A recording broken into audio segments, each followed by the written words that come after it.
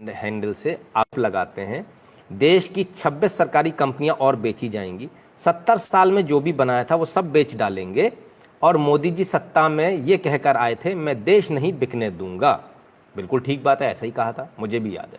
मतलब देश में कुछ भी बिकने से नहीं बचने दूंगा, मोदी है तो यही मुमकिन है, स्टॉप सेलिंग इंडिया। नीचे इन्होंने एक ट्वीट को ट्वीट किया, वो ट्वीट डिसइन्वेस्टमेंट से रिलेटेड है, डिसइन्वेस्टमेंट का, ठीक है, क्लियर है। वेदर कवर इंडस्ट्रियल्स, धन्यवाद बहुत बहुत आपका कंट्रीब्यूशन के लिए। तो ये आप देखिए, डिसइन्वेस्टमेंट को लेकर इन्होंने बोला कि ये चीज़ें बेच रही है सरकार, अच्छी बात है, इसमें कोई दो राय नहीं है कि भारत सरकार डिसइन्वेस्टमेंट कर रही है, इसमें कोई दो राय नहीं है, ये बिल्कुल सच है, इसमें कहीं भी गलत नहीं है। लेकिन डिसइन्वेस्टमेंट को देश बेचना कहा जाता है क्या? डिसइन्वेस्टमेंट को देश बेचना कहा जाता है तो चलिए हम थोड़ा सा आपको एक सरकारी वेबसाइट पर ले चलते हैं। अपनी बात नहीं करूंगा मैं करूंगा तो गड़बड़ हो जाएगी, तो मैं सरकारी वेबसाइट पे ले जाता हूं। कौन सी वाली वेबसाइट पे ले जाऊंगा आपको? भारत सरकार के 3 शेर वाली। इस सरकारी वेबसाइट का नाम है department of investment and public asset management, ठीक है, DIPAM.gov.in दिखा रहा हूं मैं आपको, और करीब से दिखा देता हूं, ठीक है, भारत सरकार की वेबसाइट दिखाऊंगा साहब, इसके अलावा नहीं। अब मैं 2009 और 10 की बात करूंगा डिसइन्वेस्टमेंट की। क्या है? Past disinvestment. कौन से फाइनेंशियल ईयर के? 2009 और 10 के। 9 और 10 में किसकी सरकार थी? सोनिया गांधी सरकार थी, मनमोहन सिंह सरकार थी। कितने डिसइन्वेस्टमेंट हुए जरा मैं आपको दिखाऊं तो जरा देख लीजिए। NHPC का डिसइन्वेस्टमेंट हुआ, name of CPSES, NHPC, oil India limited, NTPC, rural electrification, NMDC। कितने हो गए? 1 2 3 4 5, एक साल में 5, ठीक है, सिर्फ 2009 और 10 में। चलिए अब मैं तो 2010 और 11 में आपको ले चलता हूँ, ठीक है, फाइनेंशियल ईयर 2010 एंड 11। ये भी कौन सी सरकार है? सोनिया गांधी सरकार, right. SJVN limited, engineers India limited, coal India limited, power grid corporation of India limited, MOIL और shipping corporation of India limited. ये बेच मारे इन्होंने। पहले कितने बेचे थे? 5, अब 6 7 8 9 10 11, कितने हो गए? 11। 2 साल में 11 पे पहुंच गई कहानी। चलिए थोड़ा और आता हूं आपके 11 और 12 में, वही सोनिया गांधी सरकार, मनमोहन सरकार। 12 हो गए थे, कितने हो गए थे? 11 हो गए थे, right. Power finance PFC limited and oil and natural gas corporation limited, इन 2 का इन्वेस्टमेंट और 12 13 हो गए, ठीक है साहब। और देखिए और कितने इन्होंने डिसइन्वेस्टमेंट किए, कितनी कंपनियां इन्होंने बेची। अब हम भी कहते हैं कांग्रेस ने भारत को बेचा था। अब 12-13 की बात करूंगा, 2012 और 13 में कितनी कंपनियां बेची। चलिए आ जाइए। NBCC limited, national building construction corporation limited, Hindustan copper limited, NMDC limited, Indian oil India limited, NTPC, RCFL, NALCO, SAIL, ठीक है। पहले कितने हो गए थे?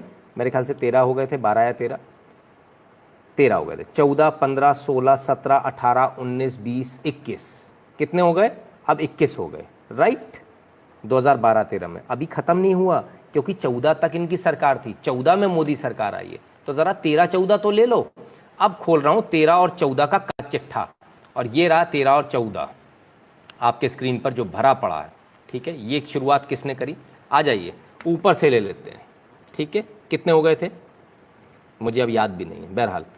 NHPC, Bharat heavy electrical engineers India limited, NMDC, power grid corporation of India, CPSE exchange trade funded, Indian oil corporation, national fertilizers limited, MMTC, Hindustan copper limited, Indian tourism development corporation limited, state trading corporation और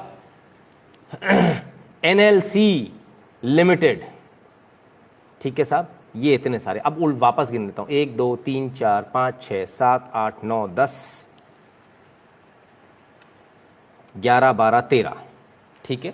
13 और 14 15 16 17 18 19 20 21, ठीक है। 22 23, ठीक है। 24 25 26 27 28 29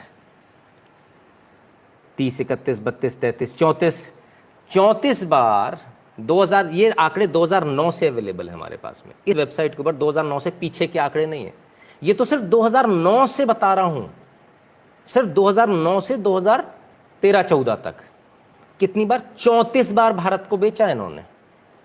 अगर disinvestment को बेचना कहते हैं, कितनी हद हो गई, हद है बेईमानी की।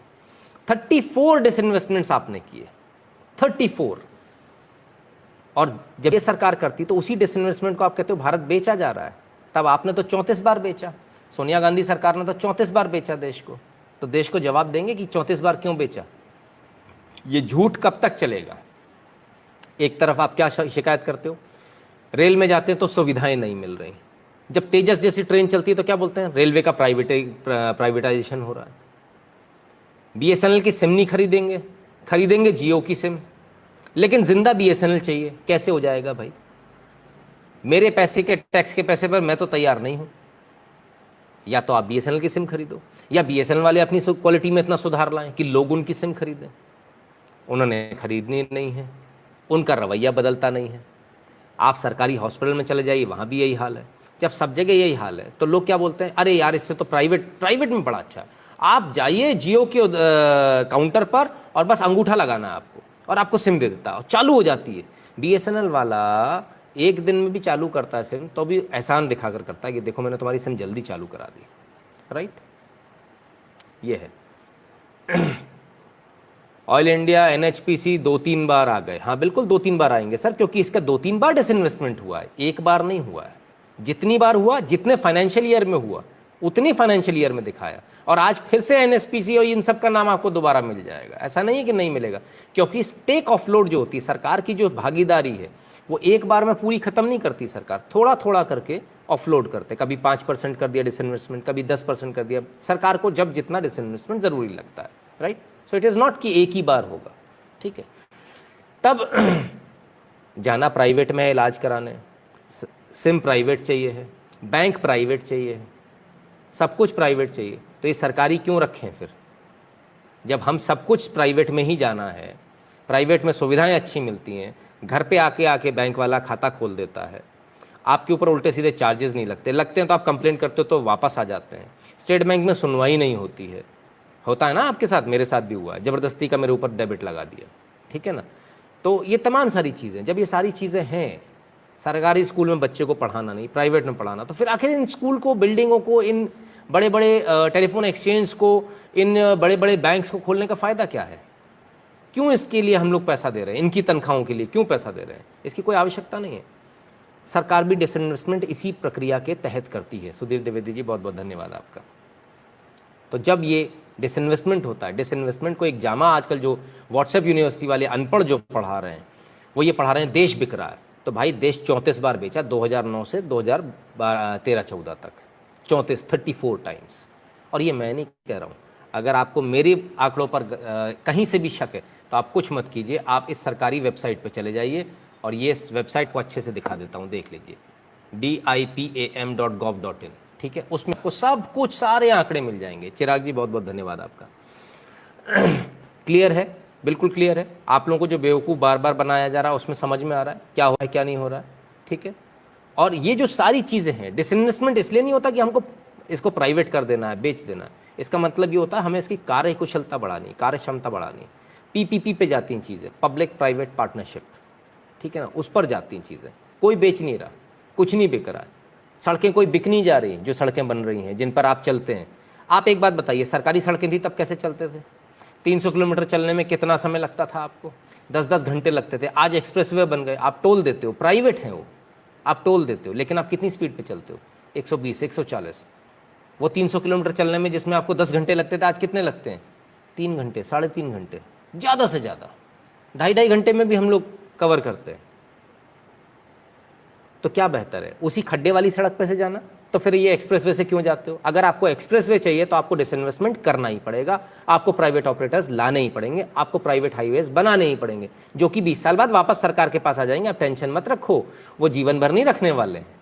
ठीक है ना, वो पीपीपी पे बने हुए हैं, उनका एक शेड्यूल होता है, एक टाइम पीरियड होता है, जितने टाइम पीरियड पे वो उसे इस्तेमाल कर सकते हैं, उसके बाद उनको सरकार को देना होता है। सोमेश्वरानंद सरस्वती जी बहुत बहुत धन्यवाद आपका। तब बहुत क्लियर है, एकदम साफ हो जाता है कि आपको व्हाट्सएप यूनिवर्सिटी जो पढ़ाती है, व्हाट्सएप यूनिवर्सिटी आपको तमाम सारे व्हाट्सएप पर आपके पास में मैसेजेस आएंगे, जितनी जगह से आपके पास मैसेज आए हों कि मोदी देश को बेच रहा है, ये वीडियो ज़रूर दे दीजिएगा उनको, वापस ले जाकर पकड़ा दीजिएगा। ठीक है ना, उनको भी ज़रा समझ में आ जाए कि भाई देश की जनता बेवकूफ़ नहीं है। यहाँ बहुत सारे लोग हैं जो डिसइन्वेस्टमेंट का मतलब भी समझते हैं और जो डिसइन्वेस्टमेंट के पुराने आंकड़े भी दिखा देते हैं, और वो भी सरकारी वेबसाइट से। ये हम नहीं कह रहे, ये जो वेबसाइट है ये हमने नहीं बनाई, ये वेबसाइट भी कांग्रेस सरकार ने बनाई है। 2009 से इसके आंकड़े हैं, हमारी बनाई हुई नहीं है कि मैंने घर पे नहीं बना दी, ठीक है ना। तो इसको भी बहुत क्लियरली समझने का प्रयास कीजिए। बहुत सारी चीज़ें आपके सामने आएंगी, बहुत सारी चीज़ें इस प्रकार की आएंगी जो आपको बार बार ये बताएंगी कि देखिए देश के अंदर ऐसा हो रहा है, देश के अंदर डिसइन्वेस्टमेंट हो रहा है। डिसइन्वेस्टमेंट को क्या बताया जा रहा है? डिसइन्वेस्टमेंट को बताया जा रहा है जो चीज़ें अच्छी करी जा रही हैं उसको बताया जा रहा है देश बेचा जा रहा है। ये ठीक उसी प्रकार से जैसे जब गोल्डन कोऑर्डिनेटर बन रहा था तब सरकारों ने, जब विपक्ष में बैठे हुए जो लोग थे, कांग्रेस के जो लोग थे, उन्होंने कहा था ज़रूरत ही नहीं है इनकी गोल्डन कोऑर्डिनेटर की। और आज आप सोचिए, आज देश के अंदर एक्सप्रेसवेज हैं, ये वही लोग हैं जो हर बार हर चीज़ में इन्हें अड़ंगा लगाना होता है।